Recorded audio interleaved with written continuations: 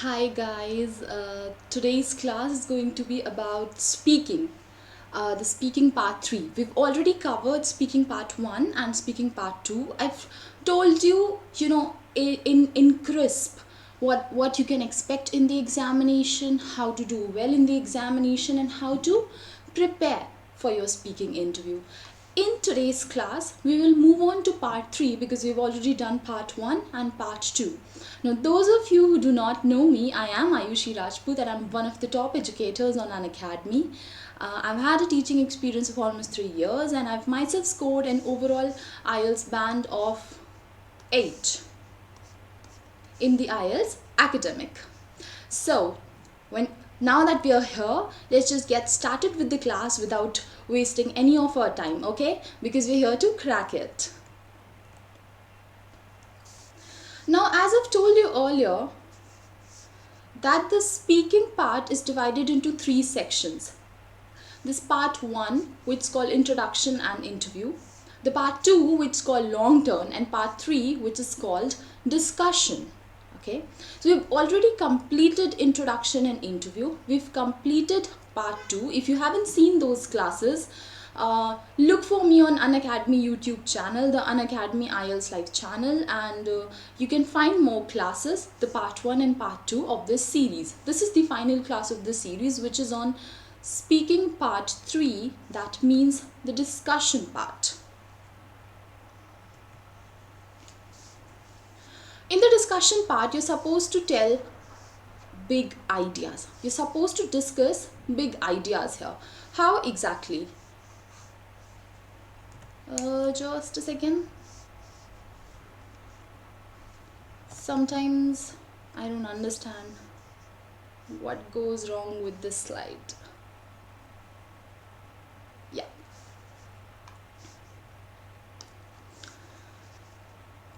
To give a short recap, your part 1 is where the examiner is going to ask you simple everyday questions that will directly be related to your personal life.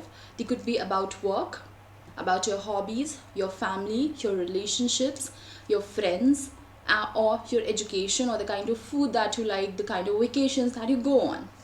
Now in part 2, you will be given a cue card. The cue card will have multiple questions. You'll have 1 minute to prepare for the questions, and when the examiner tells you to speak, you will have 2 minutes to speak continuously, which is like a monologue. You're giving answers to all the questions one by one, and the examiner will not interrupt you because he's already given you a set of questions. Now you just start answering them. So you tell a story, you create a cohesion and coherence between what you're saying, and you tell him a story. Now in your part 3, the topic could be similar to the topic that you've given in part 2 or the topic that you've been given in part 1. But here, this will again be in a question and answer form. However, the examiner will sort of participate here.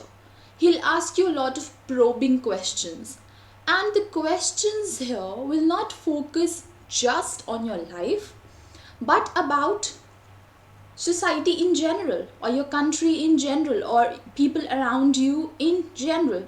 They would be general questions instead of specific questions, instead of questions that are specific to you as a person or to your life. For example, what is the difference between part 1 and 2? Let's see here. The question here is, what is your favorite food?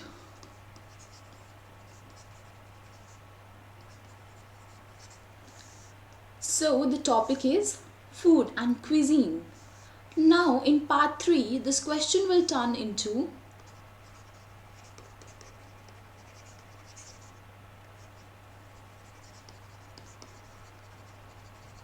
what kind of food is common in your country? Or what are the different kind of foods in your country? Or talk about the lifestyle, the eating habits of people in your country. How will you suggest to make Indian food more healthy? So you will talk about society in general. You need to know some facts. You need to have some knowledge about the questions that could be asked. Okay, there are a high probability that you could be asked a question on environment, or on any national issue or any international issue. Sometimes you could get questions like that, but other times the questions will be very general, something which is very basic. At the same time, they're asking for your opinion here. Everything that you're telling here is a fact. Why is this your favorite food? What do you do on weekends? These are all facts. But in your part 3, you have to continuously give your opinion. So, the questions will be general, but they'll be asking for your opinion, or you would be asked to give a solution or some recommendations, or just your general view of an entire situation. Like I've told you, instead of asking what is your favorite food, that kind of question is asked in part 1. In part 3, the question on the topic of food could be about your country in general, your society in general, or they would ask you, why do you think Indians eat so much fried food? Do you think fried food is healthy for people? Or what suggestions can you give to make Indian food habits healthier?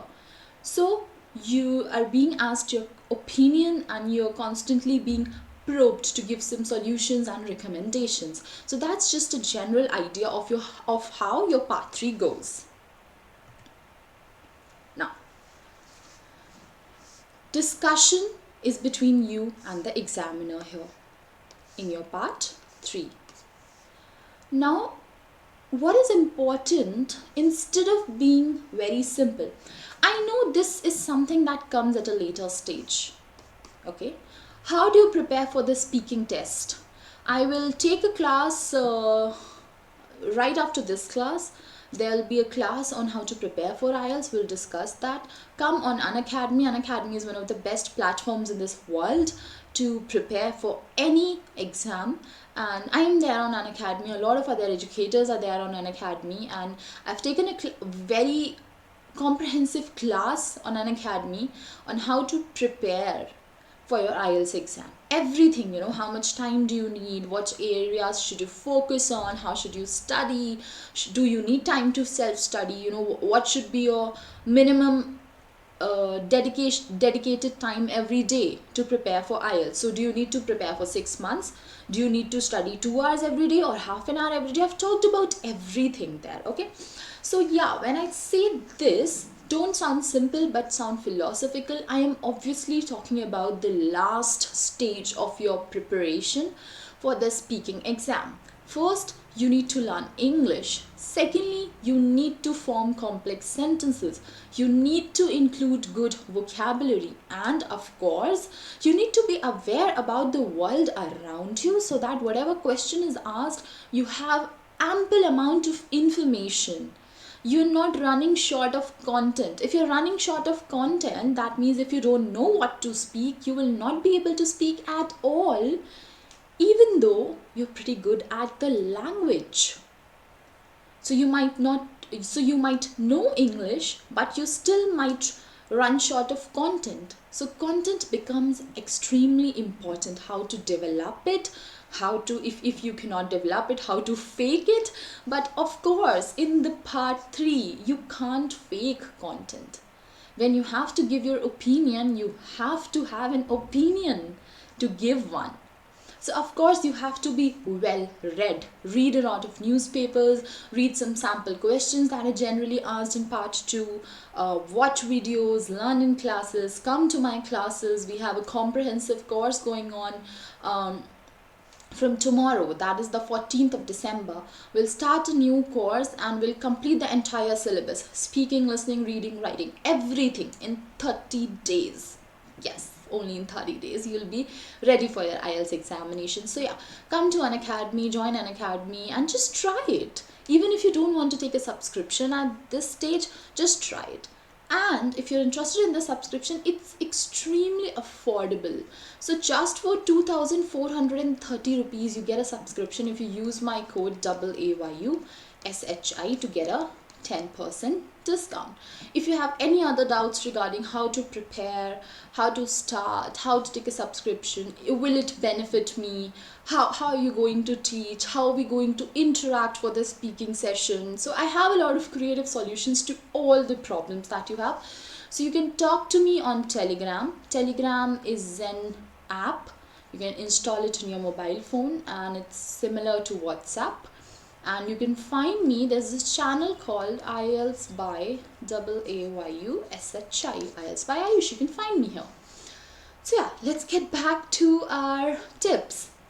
Now an IELTS 9 speaker will have abstract ideas, deep knowledge, he'll expand, elaborate, improvise, be thoughtful and interesting, because you're being asked your opinion. You can say whatever you want to, whatever your opinion is. Now, one of the biggest mistakes that people do in this section is that they think their opinion should convince the examiner, or they should have the same opinion as the examiner.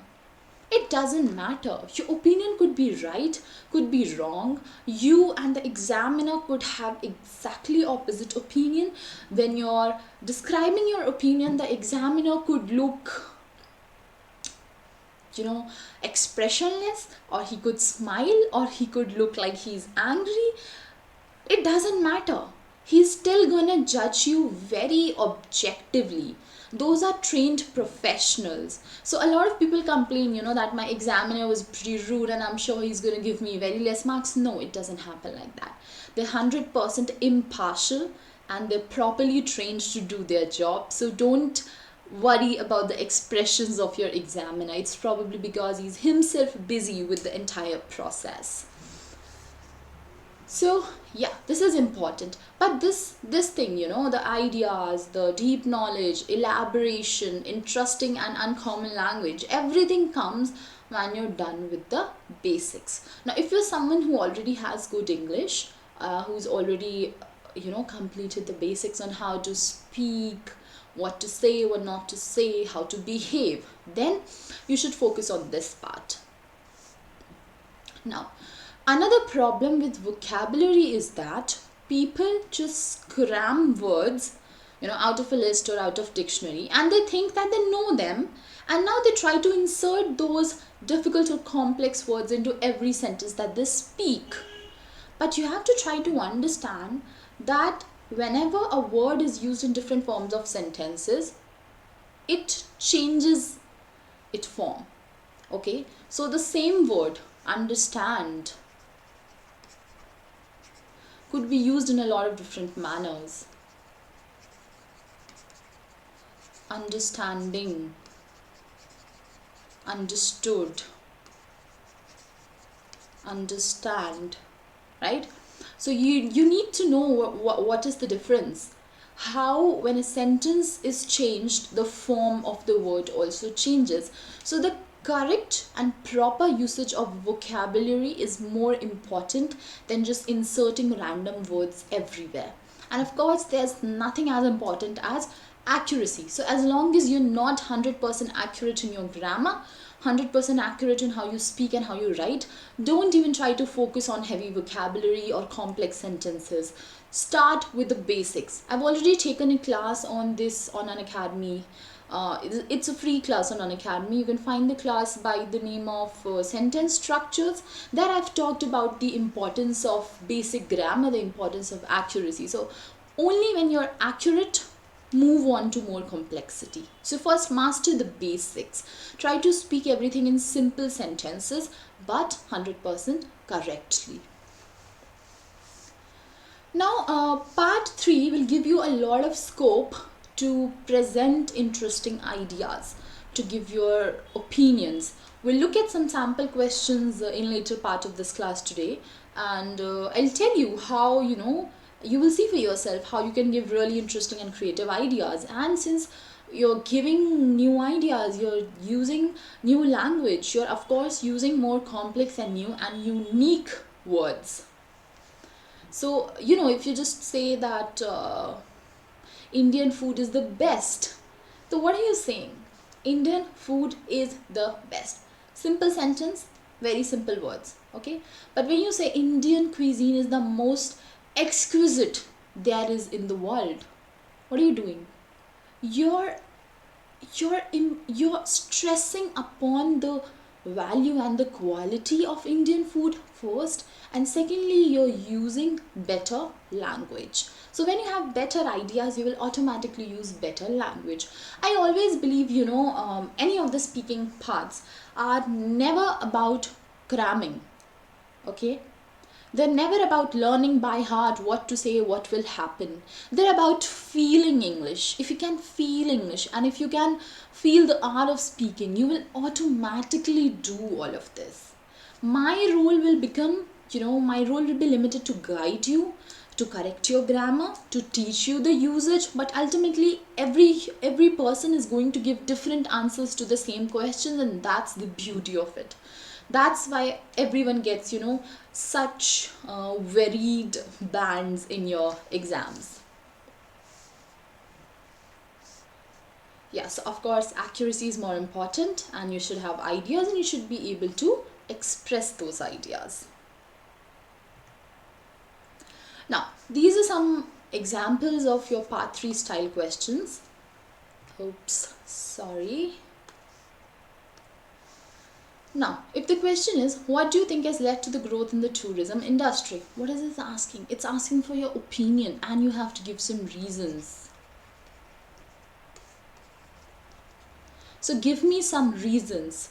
What has led to growth in the tourism industry? You could say affordable travel, affordable air and train or ship tickets, a lot of online platforms to help you book your tickets, book your hotels, to get information, a lot of information on the internet, and of course this social media trend of sort of showing off your travel and gratification, that fake gratification from posting amazing pictures, and everybody's living this fake life where they're trying to be better than the other, and they're trying to have more luxurious and more beautiful vacations than the other people. So even having a lot of vacations, a lot of travel has also become a trend on social media, and everyone just wants to jump into that trend.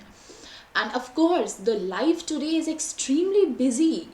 Like, people work like crazy, so of course they need some quality time for themselves and for their family, and that's why people go on a lot of vacations. Plus, tourism has taken a proper form of industry today. The local businesses, the local government, everyone promotes tourism in their area, and they even advertise it by paying for a really costly advertisement. So yes, all of these factors have led to growth in the tourism industry, but my personal opinion is commercialization of tourism. That is the biggest factor contributing to this growth. So see how I'm giving a lot of reasons, and I'm giving an opinion that I think this particular factor has the most contribution in this area. So you can ask me any question in the comment section also. Whenever you ask me a question, I'll just probably need 5 seconds to think about it, and then I can just quickly give my answer. So your brain should work very efficiently and fastly here, because unlike your part 2, in the part 3 you're not given any time to prepare. So in your part 2, you will have 1 minute to prepare what all you're going to talk about. You can make short notes even. You're given a blank paper and a pen to make some notes for 1 minute. In your part 3, the questions will of course be difficult, but at the same time you will not be given any time to think about the answers. You'll probably have like 5 seconds to quickly come up with something and start speaking. Of course, if you can't find an answer very quickly, you can use some sentences like, well, that's a very interesting question. I will need to think about it for a bit. So, there are a lot of sentences like that. When you miss a question, you can of course ask the examiner to kindly repeat it. I've covered a class on this also on Unacademy. You can go to Unacademy app, and it's a free class, of course. So you can look for Aayushi Rajput, and you can watch all my classes, because this is something that I claim, okay, like no proof as such, but this is something that I claim, and like my students tell me that the way that I guide them for speaking is actually very efficient. So you can look at some of my free classes on Unacademy, and I bet they're gonna help you. Now similarly, another question. How do people tend to choose a destination? So, like, internet, blogging, social media, this, that, you can give as many answers to this as you want. Now, people sometimes say flying is the most glamorous form of travel. Do you agree? So, do you agree? Going by a plane or flying to a place is the most glamorous or comfortable form of travel? Or do you think it's train, or it's with your personal vehicle like a road trip, or with a ship, or like whatever, in a bus, in a Volvo, in a AC bus, luxury bus, blah blah blah. A lot of ways, right? You can have a RV van, a personalized van for you. So there could be different answers to this question. So of course you have to talk about flying. What are the positives that it has, what are the negatives that it has, and do you agree with it? Like, is it the most glamorous form of travel? And you have to give your opinion. Now look at this sample answer. I'm not so sure really. Amy here, our student Amy here, is saying, well, I am not so sure about it. I don't think flying is the most glamorous form. Why? She's saying flying can be quite boring.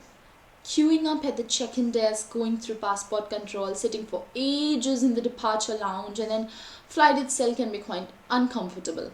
So no, I'm not sure I agree. So there's a lot of intonation, and we're always giving reasons why. If you think flying is glamorous, why? If you don't think flying is the most glamorous, why? So give reasons. Always answer the why here. Even if you're not asked why, but you still should answer this question, okay? Whatever you are describing, also describe why, the reasons, okay? And of course, there should be intonation in your voice. If you don't understand what intonation is, just look at me right now. I mean, how my facial expressions are changing, how my voice is sometimes, having a bit of higher pitch, and sometimes the pitch decreases, the speed increases and decreases, the volume increases and decreases.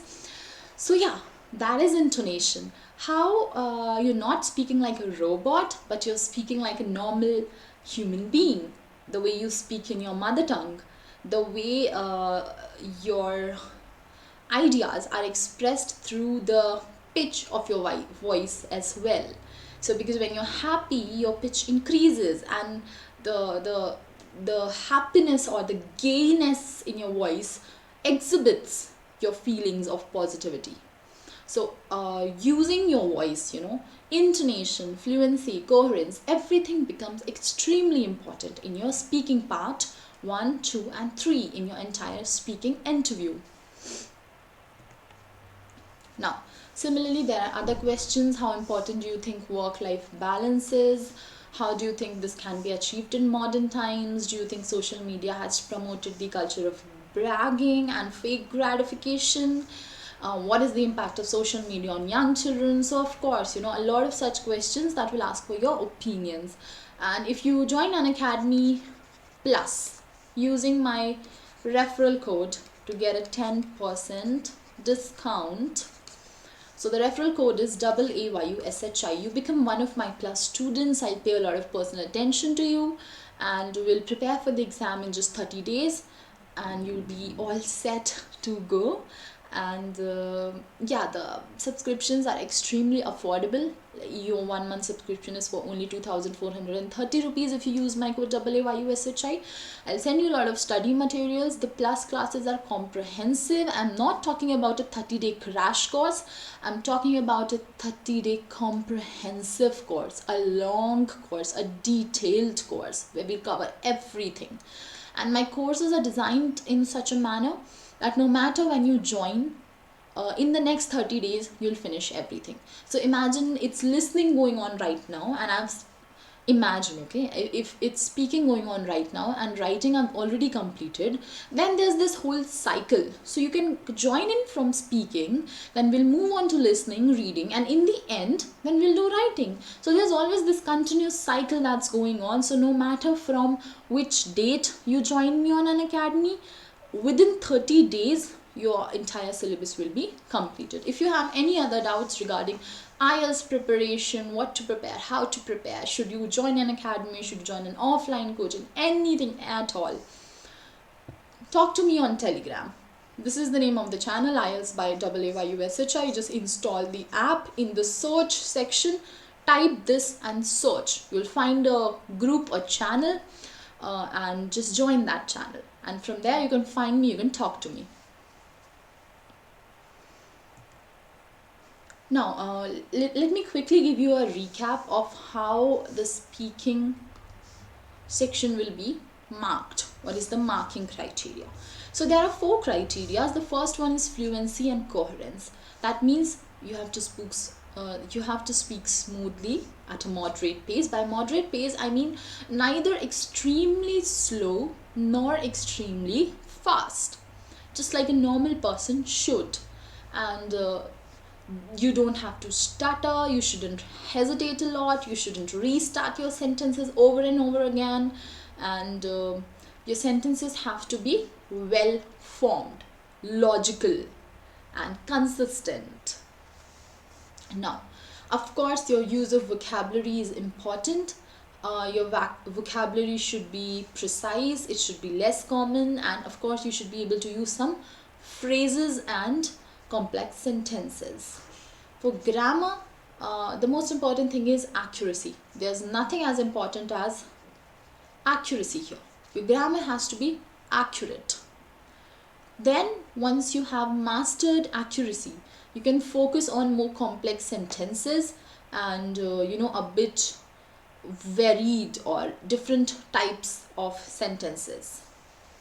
That is variety of grammar and how you're using it without making very few mistakes. See, I never say, and it's never true if someone tells you that if you make 0 mistakes, only then you will get a good band in the IELTS examination. No, that's absolutely wrong. In order to score good in your IELTS exam, you need to make minimum mistakes. So yes, 1 mistake is allowed, 2 mistakes are allowed, 3 mistakes are also allowed, 4 mistakes are also allowed. You can make as many mistakes as you want.